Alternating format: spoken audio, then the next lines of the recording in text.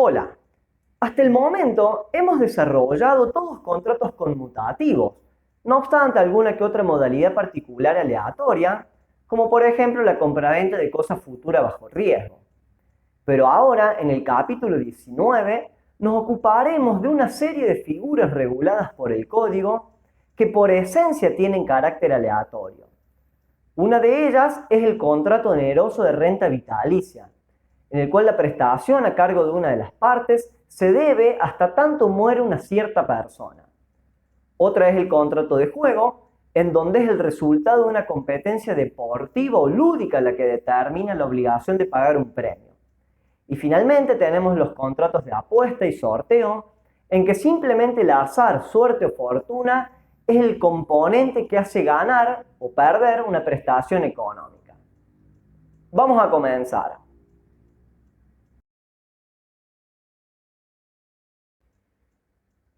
Contrato oneroso de renta vitalicia. De todos los contratos típicos regulados en el Código Civil y Comercial de la Nación, el que ahora nos ocupa es quizás el que menor impacto tiene en la economía. Hay básicamente dos razones que justifican una disciplina jurídica particular para este contrato. Por un lado, la tradición histórica. Casi nunca un contrato típico deja de serlo, por más que pierda importancia. Y por otro lado, la complejidad en sí misma que encierra la figura. Con relación al primer punto, cabe añadir que cuando no existían los sistemas públicos de retiros, jubilaciones o pensiones, con otras palabras, la seguridad social, por medio de este contrato, la persona que era propietaria de bienes de capital podía obtener, a cambio de su transferencia, una renta económica durante el resto de su vida. Con relación al segundo punto, lo iremos comprobando a lo largo de la exposición. Supongamos que después de muchos años de trabajo logramos acumular algún que otro inmueble y tomamos la decisión de abandonar nuestra actividad laboral para comenzar a vivir la vida de verdad. Podemos vender las propiedades, invertir los fondos en diferentes productos financieros y vivir de las rentabilidades que ellos nos arrojen. El problema principal es que es hiperriesgoso. Más seguro es arrendar los inmuebles, lo cual nos permite conservar el capital, pero posiblemente con los alquileres no nos alcance para llevar la vida que pretendemos. O también cabe la posibilidad de celebrar un contrato de renta vitalicia con una compañía financiera, de créditos o seguros, para que en función del valor de los inmuebles, mi edad, mi salud, la expectativa de vida y demás indicadores, se obliguen a pagarme una renta anual o mensual por el resto de mi vida como contraprestación por la transmisión de las propiedades. Como podemos notar, la función elemental de la figura se asienta en la previsibilidad y en la seguridad. Por el contrato oneroso de renta vitalicia, una parte, la deudora, a cambio de la transferencia de un capital realizada por otra, la constituyente, se obliga a pagarle una renta periódica a alguien, la beneficiaria, durante la vida de una o más personas humanas individualizadas en el instrumento contractual, las llamadas cabezas de renta. Este instrumento encontró especial aplicación bajo el sistema de capitalización individual dentro del régimen privado de jubilaciones y pensiones, con las llamadas AFJP, sistema que rigió en nuestro país hasta el año 2008. Veamos entonces qué rol cumple cada uno de los sujetos que tenemos en este contrato. La constituyente es la parte del contrato que transfiere en propiedad a la deudora determinados activos, que puede ser dinero, moneda extranjera, departamentos, lotes de terreno, bonos, acciones, obligaciones negociables, títulos de deuda, certificados de participación, entre otros. Puede ser una persona humana o jurídica. La deudora de la renta es la otra parte del contrato que recibe en propiedad bienes materiales o inmateriales con la obligación de pagar periódicamente una prestación en dinero de manera vitalicia. Como es un contrato aleatorio, dado que la ecuación económica depende de la vida de una o más personas humanas, quienes habitualmente desarrollan esta clase de operaciones son compañías de seguros o financieras, por cuanto se rigen por lo que se denomina las leyes de los grandes números, Vale decir, el análisis estadístico permite calcular con precisión la rentabilidad global de todos los contratos. Puede ser una persona humana o jurídica. La beneficiaria es la persona que recibe la renta. Puede ser la misma constituyente, como en el ejemplo que presentamos, o bien otra persona, resultando en tal caso una clara estipulación a favor de tercero. También pueden ser más de una las personas beneficiarias, que pueden designarse de forma sucesiva. Primero cobra una y en caso de muerte o renuncia cobra la que sigue. De forma simultánea, todas cobran al mismo tiempo. O de forma combinada, primero cobra una y en caso de muerte o renuncia cobran otras.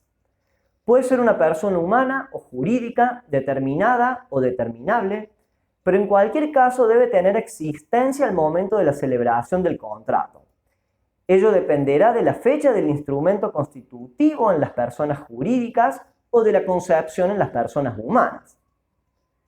La cabeza de renta es la persona o las personas que se toman en cuenta para determinar la duración del contrato y, consecuentemente, el tiempo de pago de la renta. Cabeza de renta comúnmente es la misma beneficiaria, que a su vez puede ser la constituyente o la deudora, pero nada impide que sea otra persona totalmente ajena al contrato. Si son más de una, el contrato termina con la muerte de la última. Deben ser personas humanas, determinadas, existentes al momento de la celebración del contrato. El contrato debe celebrarse en escritura pública, aunque no bajo pena de nulidad. Por lo tanto, si se hace en instrumento privado, no tendrá valor como tal, pero sí como contrato en el que las partes se obligan a formalizarlo en escritura pública. Semejante recaudo formal se justifica por cuanto el deudor puede resultar obligado a pagar una renta durante quizás 20 o 30 años. La renta vitalicia gratuita, en cambio, debe instrumentarse en escritura pública bajo pena de nulidad.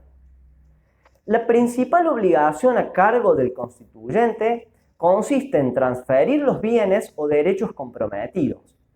El título del traspaso puede ser el mismo contrato de renta vitalicia.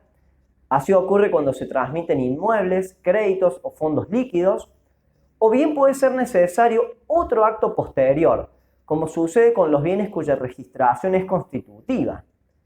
Luego, obviamente, será necesario completar el esquema haciendo la tradición de las cosas. La principal obligación a cargo del deudor consiste en el pago de la renta. Ella siempre tiene como prestación dar una suma de dinero, aunque no podemos negar por obvias razones la renta en moneda extranjera. O sea que la renta no puede consistir, por ejemplo, en derechos, servicios o alimentos. Ahora bien, la renta estipulada en otros bienes no es nula, sino que la cantidad de dinero a abonar se determinará en función del valor que aquellos detentan al momento de cada pago. Así, por ejemplo, una renta podría convenirse en 10 quintales de soja según la pizarra de Rosario. También es necesario indicar la periodicidad con que debe pagarse la renta. Esto es, si es mensual, trimestral, semestral, anual. Otro componente que no puede faltar es el valor de cada pago, que puede estar precisamente determinado, $5.000 por ejemplo, o ser determinable conforme liquidaciones que deben realizarse en su momento, como ser la cotización de un inmueble. Y todas las cuotas son del mismo valor, a menos que se determine uno diferente. Podría estipularse que la renta incrementa su valor con el paso del tiempo o a la inversa. La obligación de pagar cada una de las cuotas de renta se hace efectiva al completarse el periodo de tiempo considerado. Así, por ejemplo, cuando transcurre un año, si es anual, y la cabeza de renta continúa con vida. Aunque la muerte de la persona cabeza de renta obliga igualmente a abonar la proporción del periodo hasta su muerte. Si la renta es de $1.000 mensuales y la muerte se produce el día 13, por el último periodo se deberán $400. Salvo que se estipule otro plazo para el pago, por ejemplo 5 días hábiles posteriores al devengamiento, la mora se produce automáticamente con el final del periodo, que es cuando la obligación se torna exigible. Si las partes no establecen otro lugar, el pago debe realizarse siempre en el domicilio del deudor al momento de la celebración del contrato, aunque el beneficiario puede requerir el pago en el domicilio actual del deudor. Veamos ahora algunos puntos respecto del derecho a la renta. Lo primero que debemos considerar es que si la persona beneficiaria no es la propia constituyente, hay un contrato a favor de tercero, por lo que supletoriamente corresponde echar mano a su regulación. Si la estipulación de la renta se debe a otro contrato o acto jurídico oneroso celebrado entre el constituyente estipulante y el tercero beneficiario, el derecho a la renta puede perderse o resultar modificado como consecuencia de esa otra relación jurídica. Sería el caso, por ejemplo, de la transferencia de un establecimiento agropecuario, en donde la renta vitalicia forma parte de la contraprestación por la adquisición a título oneroso. Si la estipulación de la renta es simplemente gratuita para el beneficiario, se aplican subsidiariamente las reglas de la donación. En tal caso tendremos un constituyente estipulante, cuasi donante, y un tercero beneficiario, cuasi donatario. Lo segundo que debemos considerar es que si hay múltiples beneficiarios simultáneos, o sea que todos tienen al mismo tiempo derecho a la renta, les corresponde la misma cuota o porción de renta, a menos que en el contrato se estipulen repartos diferentes. Y además, la muerte o renuncia de alguno de los beneficiarios no produce el incremento en la cuota de los demás, salvo que el contrato disponga el derecho de acrecer. Lo tercero que debemos considerar es que el derecho a la renta no se extingue con la muerte del beneficiario porque se transmite indefectiblemente a sus herederos o legatarios. La renta no puede constituirse con carácter personal, dado que es la vida de la persona cabeza de renta la que se toma en cuenta para determinar la extinción del derecho. Una vez aceptado, el derecho a la renta puede cederse a título gratuito o oneroso a otra persona, como también cederse el crédito actual o futuro de una o más cuotas. Mientras que la cesión del derecho puede limitarse por vía convencional, el constituyente tiene quizás interés en beneficiar solo a una persona, la cesión del crédito siempre es de libre disposición para el beneficiario. Lo cuarto que debemos considerar es que el derecho a la renta puede ser reclamado por el constituyente o eventualmente sus herederos, por más que no sea el beneficiario de la renta, por cuanto se trata de un incumplimiento contractual. También por el beneficiario o los beneficiarios desde el momento de la aceptación de la renta, dado que en ese acto consolidan su derecho. Finalmente, nos queda por analizar las causas por las que termina el contrato que estamos examinando.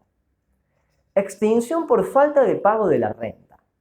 Como en cualquier otro contrato bilateral, el incumplimiento del obligado a la renta habilita al constituyente o eventualmente a sus herederos a resolver el contrato con efectos retroactivos sumado a la reparación de todos los daños. A menos que las partes estipulen de manera expresa el pacto comisorio, la resolución debe articularse conforme los recaudos del pacto comisorio implícito. Cuando la renta es a favor de tercero, si éste no presta conformidad para la resolución del contrato, la renta debe seguirla abonando el constituyente. O sea, la decisión de finalizar el contrato por incumplimiento no puede afectar al beneficiario que aceptó el derecho a percibir la renta. Extinción por muerte de la persona cabeza de renta. El modo natural de terminación del contrato de renta vitalicia, como lo indica su misma denominación, consiste en la muerte de la persona cabeza de renta sin importar la causa del deceso. Esto quiere decir que no podría estipularse, por ejemplo, que la extinción no opera o solo se produce si el fallecimiento es por enfermedad terminal. Si las personas cabeza de renta son más de una, el contrato termina con la muerte de la última. Y hasta ese momento, el beneficiario tiene derecho a percibir la totalidad de la renta. O sea, no es que la renta decrece por la muerte de alguna. La sujeción a este acontecimiento que se sabe ocurrirá, pero lo que no se sabe es cuándo, es lo que hace al contrato esencialmente aleatorio. Por eso, precisamente, se prohíbe que de manera unilateral pueda modificarse la composición del elemento aleatorio, sea autorizando cambiar la persona cabeza de renta o sumando a otras. Claro que se podría hacer de común acuerdo entre las partes, más el beneficiario si es una estipulación a favor de tercero. Quien debe acreditar el fallecimiento de la persona o las personas cabezas de renta es el deudor. Es decir, este no puede dejar de pagar la renta porque le llegó un comentario sobre el fallecimiento o supone que se ha producido. Extinción por falta de garantías del deudor. Lo normal es que el constituyente exija la constitución de garantías, reales o personales, en seguridad del pago de la renta. Tengamos en cuenta que se transfiere el dominio pleno de un capital a la espera del pago periódico de sumas de dinero. O sea, mientras que el constituyente se queda sin los bienes, el deudor se compromete a cumplir una obligación. Entonces, cuando no se concretan las garantías prometidas, la hipoteca de un inmueble, por ejemplo, o cuando las garantías otorgadas sufren alguna disminución, por destrucción de la cosa prendada, por ejemplo, el constituyente o eventualmente los herederos pueden terminar el contrato, recuperar el capital transferido y sin restitución del dinero pagado en concepto de renta. Cabe apuntar que no en todos los casos podremos hablar de una resolución por incumplimiento en sentido estricto, porque la extinción puede articularse por más que la no constitución o disminución de la garantía no le resulte imputable al deudor bajo ningún factor de atribución, ni subjetivo ni objetivo. Tan importantes son las garantías que la falta de otorgamiento o mantenimiento acarrean consecuencias incluso más severas que el incumplimiento de la propia renta. De más está de decir que la resolución será abusiva, por lo tanto improcedente, si el deudor ofrece reemplazar la garantía perdida por otra igual y el constituyente se niega. Extinción por suicidio o enfermedad coetánea a la celebración del contrato por parte de la persona cabeza de renta. Cuando la persona cabeza de renta no es el deudor, el contrato termina de manera automática con efectos retroactivos si dentro de los 30 días de celebrado ella se quita la vida o muere por causa de una enfermedad preexistente. Como podemos notar, es una causal de resolución legal que le quita eficacia al contrato ante situaciones especiales en donde el componente aleatorio está contaminado al momento de su celebración, o bien ocurre un desenlace totalmente excepcional, siempre que la muerte de la cabeza de renta se produzca dentro del plazo indicado. El supuesto no opera cuando la persona cabeza de renta es el mismo deudor, porque de admitirse, la extinción del contrato podría ser consecuencia del dolo o mala fe del sujeto obligado al pago de la renta.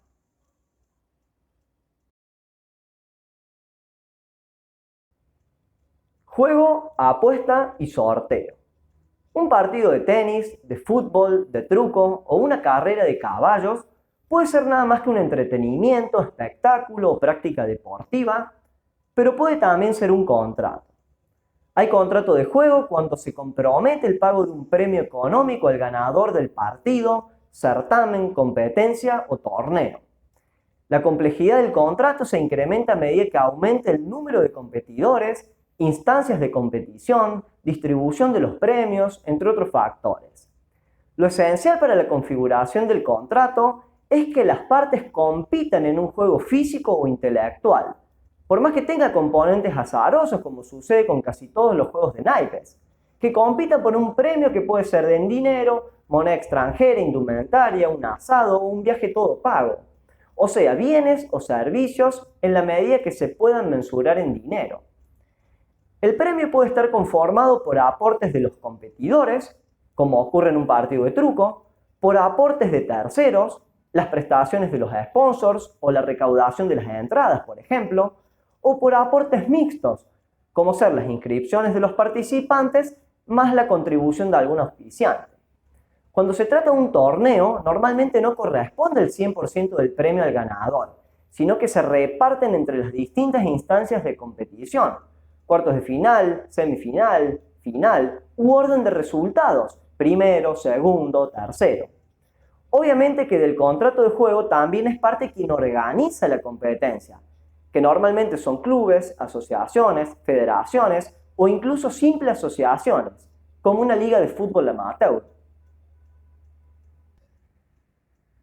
Las deudas de juego son susceptibles de reducción si ellas resultan excesivas de acuerdo al patrimonio o situación económica de la persona deudora que participa en la competencia.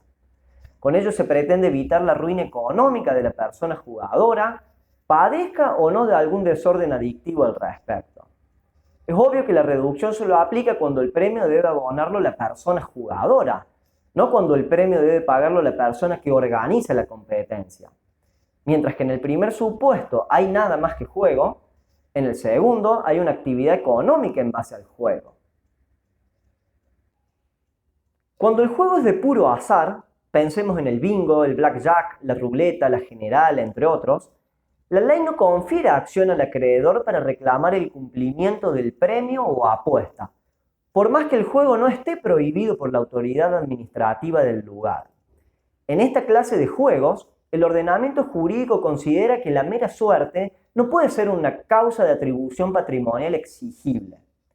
Ahora bien, siempre que el juego no sea ilegal, como las peleas de perros o las apuestas sobre carreras de caballos fuera de los hipódromos o agencias habilitadas, quien honra su palabra y paga la apuesta comprometida, luego no puede pedir su reembolso por cuanto no ha hecho otra cosa que cumplir con un deber de índole moral. Si en los juegos prohibidos no se permitiese la repetición, las casas de apuestas ilegales podrían quedarse con los fondos de los apostadores. Las personas incapaces, con restricción a la capacidad, o inhabilitadas por prodigalidad, siempre tienen acción para obtener la repetición de lo pagado por un juego de puro azar, aunque esté permitido. O sea, son pagos nulos de nulidad relativa. Cuando el juego de puro azar o sorteo lícito es ofrecido públicamente, así ocurre con las rifas escolares, los bingos de los centros de jubilados, o bien los sorteos con fines comerciales para sumar seguidores en Instagram, quien resulta ganador puede reclamar judicialmente la entrega del premio. En esta clase de propuestas, que normalmente realizan instituciones sin fines de lucro para recaudar fondos, se considera especialmente la confianza despertada en el público, la que resultaría defraudada si quienes decidieron apostar o participar no contaran con acción legal para exigir la entrega del premio prometido, al mismo tiempo que convalidaría un enriquecimiento injusto de la institución organizadora. El sujeto obligado al pago del premio es sin dudas el oferente, aunque también puede serlo quien hace publicidad de la apuesta o sorteo sin la correspondiente individualización.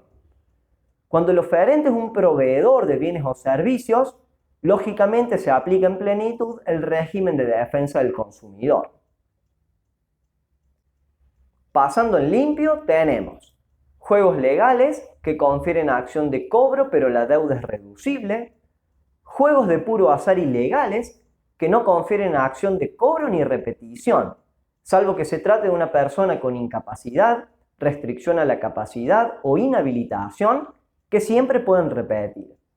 Juegos de puro azar legales sin regulación que no confieren acción de cobro pero sí de repetición, y juegos de puro azar legales ofrecidos públicamente, que confieren acción de cobro. Por último, cabe señalar que los juegos, apuestas o sorteos que regula el Código Civil y Comercial de la Nación son aquellos que no se encuentran especialmente reglamentados o incluso organizados por el Estado. Los casinos, las loterías nacionales y provinciales, los sorteos de Navidad, entre otros, todos ellos poseen un régimen legal específico por fuera del código.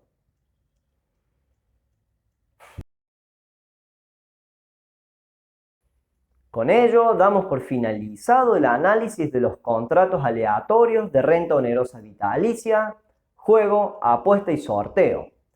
Ahora sabemos que se puede entregar un capital a cambio de percibir una renta periódica hasta que ocurra la muerte de la persona designada a tal efecto, que lo pagado por un juego no prohibido es irrepetible, que lo comprometido en un juego ilegal carece de acción judicial para su reclamo, y que si tenemos la suerte de ganar una apuesta o sorteo ofrecido públicamente, lo podremos reclamar por vía judicial. Chao, les dejo un saludo y nos encontramos en el próximo capítulo.